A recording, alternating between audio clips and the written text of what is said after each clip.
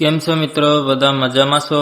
આપણે આજે એક નવું એડિટિંગ શીખવાના છે, તો આપણી ચેનલમાં નવા હોય તો સબસ્ક્રાઇબ કરી દેજો, લાઈક પણ કરી નાખજો. પ્રોજેક્ટની લિંક ડિસ્ક્રિપ્શનમાં આપેલી છે, વિડીયો પૂરો જોજો એટલે તમને પાસપોર્ટ મળી જશે.